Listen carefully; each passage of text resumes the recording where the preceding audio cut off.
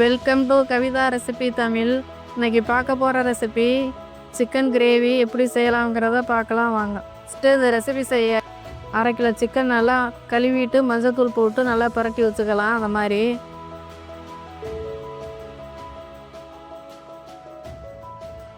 இந்த கிரேவிக்கு தேவையான பொருள் வெங்காயம், பெரிய வெங்காயம் நல்லா ஸ்லைஸாக கட் பண்ணி எடுத்துக்கோங்க தேவைக்கு ஏற்ற மாதிரி. தக்காளி, ஒரு பெரிய தக்காளி பொடியாக கட் பண்ணி எடுத்து வச்சுருக்கேன். இஞ்சி பூண்டு விழுது ஒரு 2 டீஸ்பூன், கொத்தமல்லி கருவேப்பிலை 2 பச்சை மிளகாய். இதை வச்சு தான் இப்போ செய்ய போகிறோம்.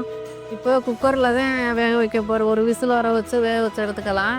இப்போ குக்கரில் நல்லா தேவைக்கு ஏற்ற மாதிரி ஒரு குழிக்கரண்டி எண்ணெய் சேர்த்துட்டு இது கூட ஒரு 1/2 டீஸ்பூன் கசகசா, ஒரு 1/2 டீஸ்பூன் சோம்பு, 2 பட்டை, 2 கிராம்பு, அன்னாசிப்பூ இதை சேர்த்து நல்லா பொரிஞ்சு வர்றப்ப வெங்காயத்தை சேர்த்துக்கோங்க. வெங்காயம் நல்லா வதங்கி வர்றப்ப 2 பச்சை மிளகாய், கருவேப்பிலையெல்லாம் சேர்த்துட்டு நல்லா வதக்கிக்கணும்.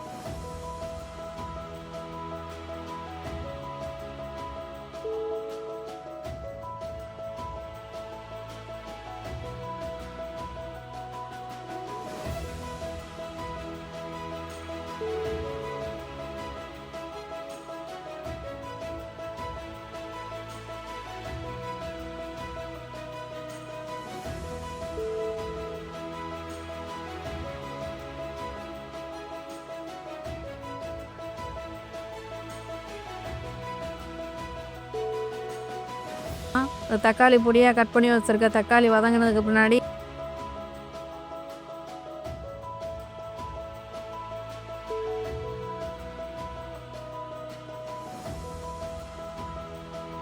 இது கூட சேர்த்து கல் உப்பு கொஞ்சம் சேர்த்து நல்லா வதக்கிக்கலாம். அந்த மாதிரி உப்பு சேர்த்து வதக்கிறப்ப தான் நல்லா தக்காளி நல்லா வதங்கி வரும்.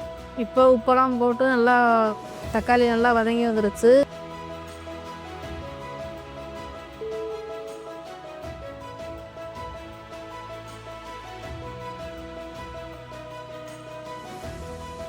இந்த ஸ்டேஜில் நம்ம மஞ்சத்தூள் போட்டு கழுவி வச்சுருக்கோம்ல அந்த சிக்கனை இது கூட சேர்த்துக்கிறலாம்.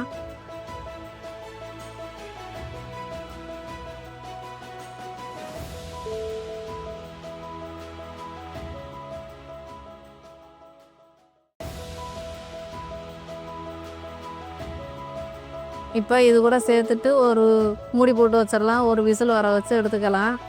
இப்போ குக்கருக்கு ஏற்ற மாதிரி ஒரு விசில் இல்லை 2 விசில் வர வச்சு கூட நீங்கள் எடுத்துக்கோங்க. அந்த மாதிரி இப்போ 2 விசில் வந்துருச்சு. இப்போ வெந்துருச்சான்னு செக் பண்ணிவிட்டு இது கூட மசாலா சேர்த்துக்கலாம். இப்போ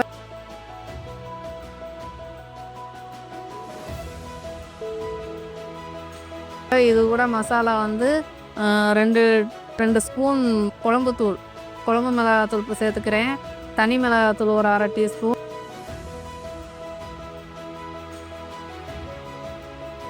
கரம் மசாலா இதெல்லாம் சேர்த்துட்டு நல்லா மிக்ஸ் பண்ணிவிட்டு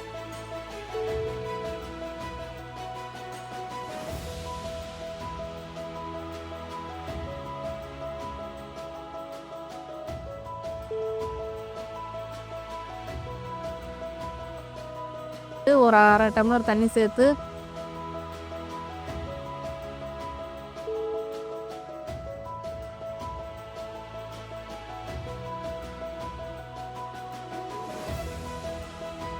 திரும்ப மூடி போட்டு வேக வச்சுக்கிறலாம். அதில் பச்சை வாசனையெல்லாம் போகிற அளவுக்கு அந்த பொடியெல்லாம் சேர்த்துருக்கோம்ல, இந்த பொடியெல்லாம் நல்லா மசாலாலாம் பச்சை வாசனை போய் நல்லா எண்ணெய் பிரிஞ்சு வரணும். அது வரையும் ஸ்டவ்வை லோ ஃப்ளேமில் வச்சுட்டு நீங்கள் ஒரு 5 நிமிஷம் நல்லா வேக விட்டுக்கலாம்.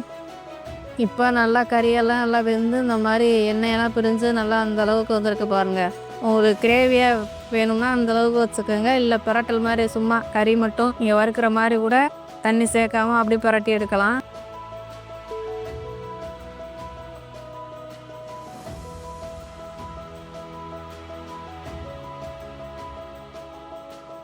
உங்கள் விருப்பம் தான். நான் டிஃபனுக்காண்டி இந்த மாதிரி கிரேவியாக செஞ்சுருக்கேன்.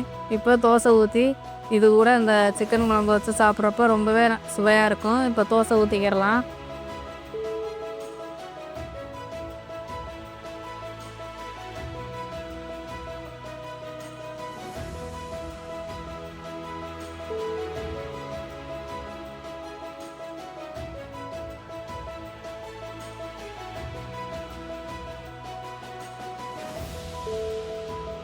இப்போ ஒரு அருமையான சிக்கன் கிரேவி ரெடி ஆயிடுச்சு. இப்போ இது தோசை கூட இந்த குழம்பு ஊற்றி சாப்பிட்றப்ப அவ்வளோ ருசியாக இருக்கும். இந்த மாதிரி நீங்களும் ஒரு முறை செஞ்சு பாருங்கள். ரொம்பவே சுவையாக இருக்கும். இந்த வீடியோ பிடிச்சிருந்தா லைக் பண்ணுங்கள், ஷேர் பண்ணுங்கள், சப்ஸ்கிரைப் பண்ணுங்கள்.